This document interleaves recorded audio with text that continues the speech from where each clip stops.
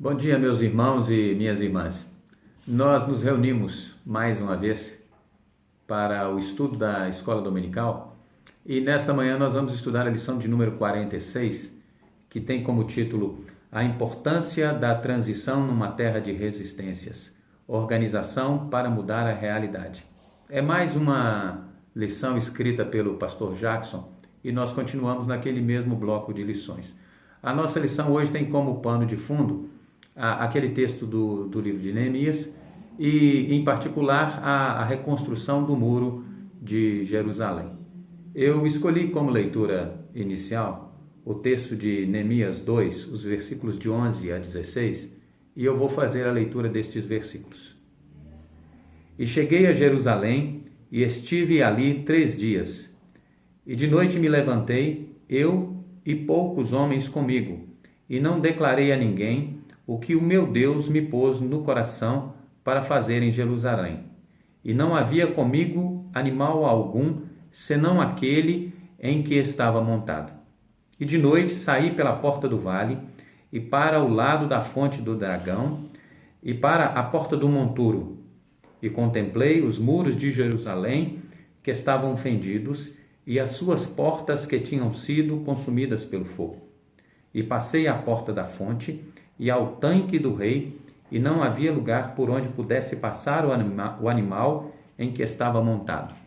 Ainda de noite subi pelo ribeiro e contemplei o muro, e virando, entrei pela porta do vale, assim voltei. E não souberam os magistrados aonde eu fora, nem o que eu fazia, porque ainda nem aos judeus, nem aos sacerdotes, nem aos nobres, nem aos magistrados, nem aos mais que faziam a obra, até então tinha declarado coisa alguma. Nós faremos referências a outros textos, mas inicialmente nós vamos ficar com essa leitura. O autor da lição ele começa citando algumas máximas e na introdução ele fala sobre a questão das resistências. E eu gostaria de destacar que nós enfrentamos 2 tipos básicos de resistência, né? Só para efeito didático. As resistências são, de maneira geral, resistências interiores e resistências exteriores. E nós vamos falar um pouquinho sobre elas. Bem, as resistências interiores, elas são muito bem entendidas quando nós nos lembramos de um ditado popular, uma das máximas que é referida na lição, que é aquela máxima que diz o seguinte, que mente vazia é oficina do diabo, ou, como referida na lição, mente desocupada é oficina do diabo. O pastor Hernandes Dias Lopes, ele, numa reflexão sobre essa máxima, sobre esse ditado, ele diz o seguinte, que nós temos que tomar cuidado, porque é no terreno da mente que a batalha é ganha ou perdida. E ele coloca como referência um texto do apóstolo Paulo na carta aos Filipenses, no capítulo 4, versículo 8, que diz o seguinte, finalmente, irmãos, tudo que é verdadeiro, tudo que é respeitável, tudo que é justo, tudo que é puro, tudo que é amável, tudo que é de boa fama, se alguma virtude há e se algum louvor existe, seja isto que ocupe o vosso pensamento.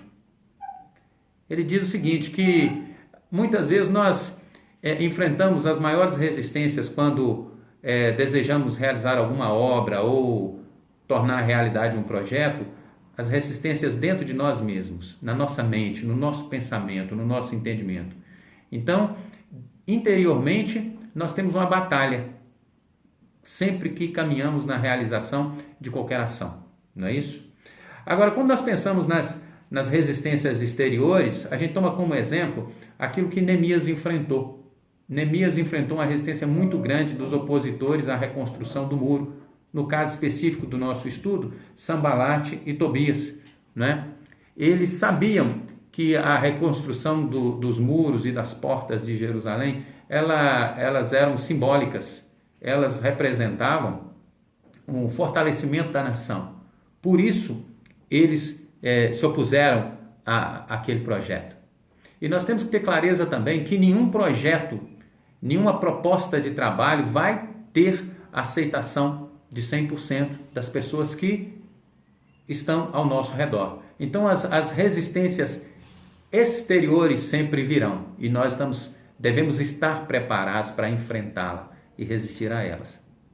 Nós conhecemos um pouco da história de Neemias e da reconstrução dos muros de Jerusalém e sabemos que esse projeto, esse sonho, ele nasceu no coração de Neemias, que manifestou ao rei o desejo de reconstruir os muros, de reconstruir a cidade dos seus pais, né? E no texto que nós lemos, nós vimos que Deus aprova esse desejo, esse sonho de Neemias e revela a Neemias um projeto. Deus tinha também um projeto para aquela cidade e esse projeto envolvia, obviamente, Neemias. Mas era um projeto que exigia a participação de muitos e há projetos que envolvem muitas pessoas. Quase sempre nos negócios do Senhor, nas coisas do reino de Deus, os projetos envolvem muitas pessoas, porque Deus deseja que nós, que o seu povo, nos envolvamos na sua obra, não é verdade? Neemias sabia que a reconstrução dos muros de Jerusalém seria fundamental para a restauração da nação de Judá, não é isso? Por isso era necessário o envolvimento de todas as pessoas, todos deveriam participar. Neemias anda por Jerusalém, como nós lemos no texto, e elabora, ou ele recebe de Deus a revelação desse projeto, né? E posteriormente ele torna conhecidos os seus planos às pessoas que estavam envolvidas. É importante que todos tenhamos ciência, né? Todos saibamos o que vai ser feito e o que cada um de nós vai fazer, o que cada um de nós vai ter como responsabilidade na obra. A gente percebe isso no trabalho da reconstrução do muro de Jerusalém. Neemias, então, ele estabelece um plano de trabalho organizado e participativo, que envolvia toda a comunidade, envolvia todo o povo, né?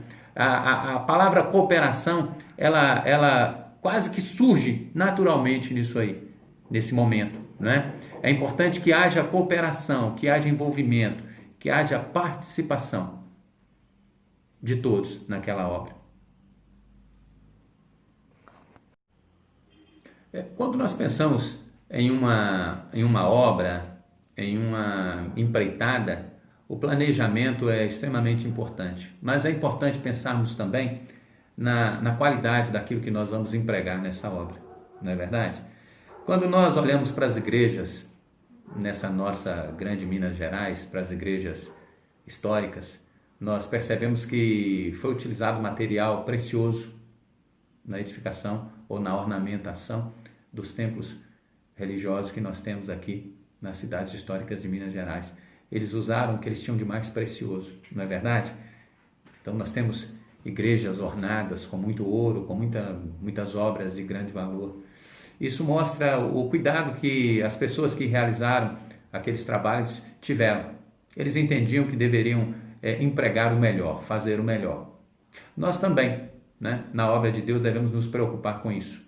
Devemos nos preocupar com a qualidade, com o padrão de qualidade que é empregado, que será empregado no trabalho.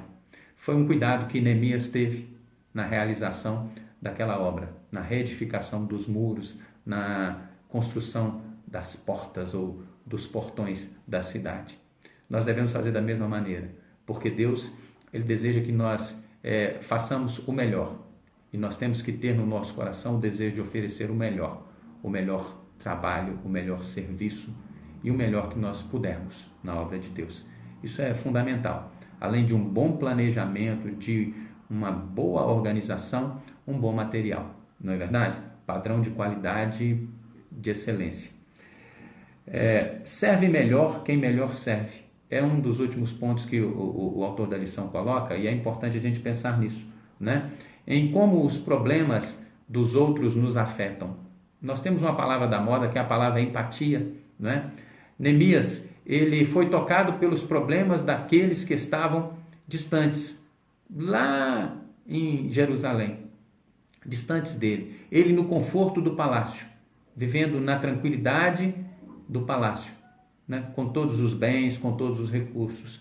Mas ele foi tomado de um sentimento profundo de tristeza, porque sabia que o povo dele, o povo de Deus, passava por necessidade. Então nós não precisamos ser tocados apenas pelos problemas que nos afetam diretamente, ou não devemos, né?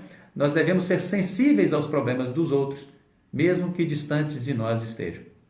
Meus irmãos, para concluir esse nosso breve estudo, eu quero deixar 3 considerações. A primeira delas é o seguinte: Deus deseja nos usar para reconstruir muros que podem ser vidas, não é isso?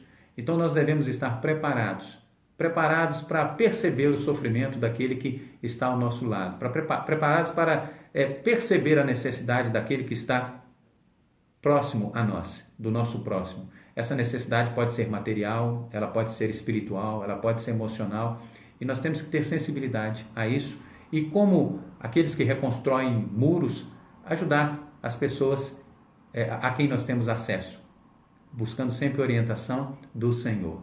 Um segundo ponto é referido pelo pastor Jackson na lição, quando ele cita o filme O Resgate do Soldado Ryan, e traz à luz uma frase que foi dita no filme, é aquela frase, faça valer a pena, que é dita por um comandante do grupamento que vai resgatar o soldado, e que é usado pelo pastor para fazer referência ao sacrifício de Jesus no Calvário, né? Nós devemos fazer valer a pena o sacrifício de Jesus no Calvário em resgate de cada um de nós, em resgate de todos aqueles que o aceitarem.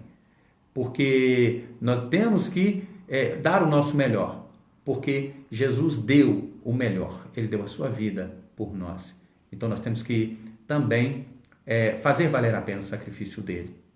Um outro ponto, o terceiro ponto que eu quero destacar, é o ponto que está em Neemias 4, versículo 17, que diz que aqueles que trabalhavam na obra, eles tinham na mão o instrumento de trabalho e na outra mão uma arma, não é? A gente vê essa referência em outros textos deste livro, e é importante que nós tenhamos também na nossa mão uma espada, mas é a espada, palavra de Deus, porque essa é a arma com a qual nós militamos as batalhas no nosso tempo.